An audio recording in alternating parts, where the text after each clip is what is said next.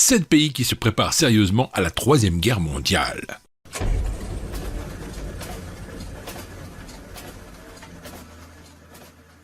Pays numéro 7, la Chine. Plus de 150 000 soldats chinois ont été disposés sur la frontière avec la Corée du Nord.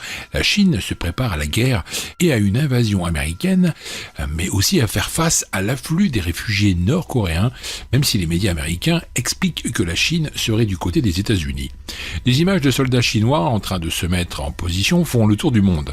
Les soldats chinois ressemblent à des robots, prêts à répondre à l'agression américaine, tant les mouvements de ces hommes sont si coordonnés et si énergiques.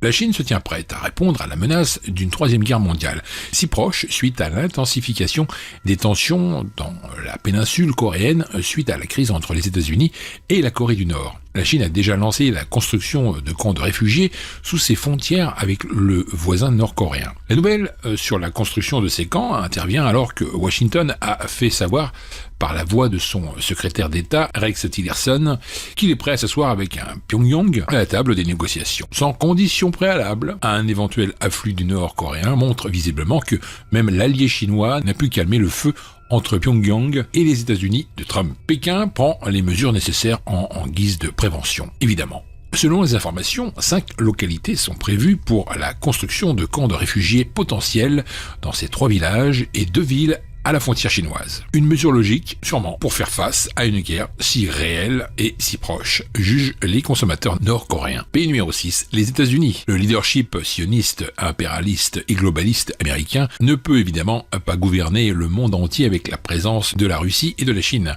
Ces 2 pays freinent l'évolution des Américains. C'est pour cela que le complexe militaro-industriel américain prépare aujourd'hui en Europe une guerre avec option nucléaire contre la Russie. L'Empire américain ne supporte pas la concurrence des empires chinois et russes. Les USA sont donc en déclin.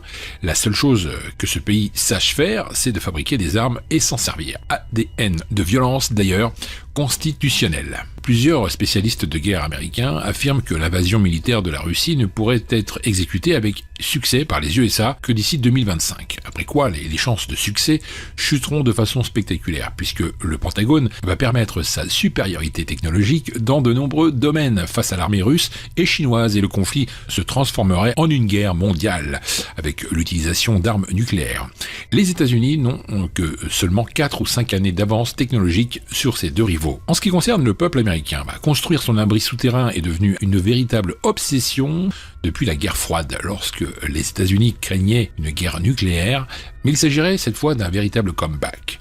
Des centaines de milliers de bunkers se font construire chaque année à tous les États de ce grand pays, aident et encouragent les habitants à faire des bunkers et stocker dedans de la nourriture pour survivre au moins 3 mois. Pays numéro 5, la Suède. Les 4,7 millions de foyers suédois vont bientôt recevoir une brochure, une sorte de livret pour leur indiquer ce que l'on doit faire en cas de nouvelle guerre mondiale, indique le Financial Times. Ce sera la première fois depuis l'année 1961 à la fin de la guerre froide. Le livret intitulé « Si une crise ou une guerre survient » expliquera au public comment il peut participer à la défense totale et comment il peut subvenir à ses besoins les plus élémentaires. Trouver de l'eau, de la nourriture, se chauffer. Il traitera également d'autres menaces comme les cyberattaques, le terrorisme et le changement climatique. Selon Christina Anderson, toute la société doit se préparer à un conflit, et pas seulement l'armée. Et puis la Suède n'a pas d'autre choix que de se préparer puisqu'elle se sent vraiment menacée. En effet, après la fin de la guerre froide, la Russie avait réduit ses dépenses de défense. Mais celles-ci ont été revues à la hausse depuis 2014. La conscription a été réintroduite et les militaires ont été basés de manière permanente sur l'île Gotland pour la première fois depuis une dizaine d'années. Cette île, située à 90 km à l'est de la Suède, est à 130 km à l'ouest de la Lettonie. Elle pourrait offrir une parfaite base pour les Russes s'ils décident enfin d'attaquer les pays baltes. L'année dernière, la Suède a également organisé son plus grand exercice de défense depuis 23 ans. Pays numéro 4, la Russie. Vladimir Poutine a ordonné un inventaire, une remise en état, si besoin, et un réapprovisionnement des matériels de protection individuelle des citoyens contre les menaces nucléaires. La remise en état de l'approvisionnement des abris dans les grandes métropoles de Russie est également en cours depuis plusieurs mois. Des centres de commande décentralisés sont par ailleurs installés en divers endroits anonymes, en général enfouis profondément. Par ailleurs, des essais de matériel ont été effectués Tirs de missiles intercontinentaux, balistiques, Topol depuis le cosmodrome de Plezek, tirs de missiles depuis le sous-marin Briansk et Podolsk dans les mers de Barents et Okolsk, tirs de missiles depuis les navires de la flotte de la Caspienne, multiples opérations avec les missiles Iskander. Sur la chaîne d'information en continu, Russie à 24, l'heure est à la présentation des abris antinucléaires à Moscou. À Saint-Pétersbourg, le site d'information Fontonka annonce que le gouvernement veut rationner le pain pour une future guerre, malgré les explications des autorités qui affirment vouloir simplement stabiliser le prix de la farine. La Russie se tient donc prête à une guerre nucléaire suite à une éventuelle première frappe des USA. Pays numéro 3, la Suisse. 4 nouveaux bataillons spécialisés ont été formés en Suisse ces derniers mois et seraient désormais opérationnels, destinés à être déployés le long des frontières en cas de déclenchement de la Troisième Guerre mondiale et pour anticiper le désordre social qu'un afflux massif de réfugiés provoquerait. 1000 drones ont en outre été commandés à Israël. Ils seront également affectés à la surveillance des frontières. La Suisse prépare aussi sa population. Son intervention fait grand bruit depuis quelques mois.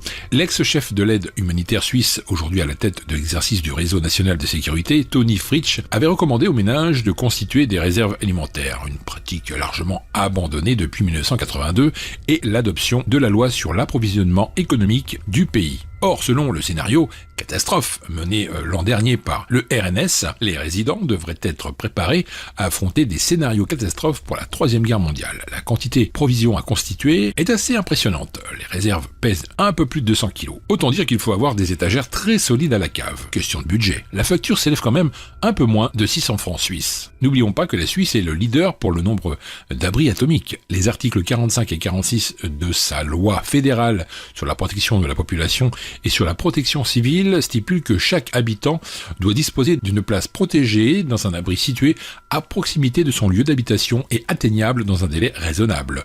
Tout propriétaire qui construit un home ou un hôpital doit y réaliser un abri et l'équiper. Pays numéro 2, la Norvège. Envisageant la Troisième Guerre mondiale, la Norvège a construit un bunker afin de protéger les données de la Terre. C'est le deuxième abri de ce type construit dans le pays, le premier visant à conserver toutes les graines des cultures existantes. Une ambassade digitale logée à quelques centaines de kilomètres du pôle Nord dans la solitude d'une île. Le 27 mars dernier, la Norvège a ouvert un bunker de type inédit, le Arctic World Archive, qu'elle a fait construire dans le but de pouvoir conserver toutes les données numériques sur Terre en cas de fin du monde. Ce lieu peu commun, dont l'ouverture a été repérée par Mashable, pourra abriter tout document constituant un morceau de l'histoire de l'humanité. Géré par la société de préservation et d'archivage Pilk, il promet une conservation ultra sécurisée des informations et données avec une garantie d'accès dans le futur. Et bien sûr aux pays qui confieront de précieux éléments. Tous les pays sont donc incités à transmettre des copies de leurs données. La Norvège se prépare vraiment à sa manière et mise plutôt sur le stockage et les réserves alimentaires enfouies dans des montagnes loin de toute menace d'explosion nucléaire.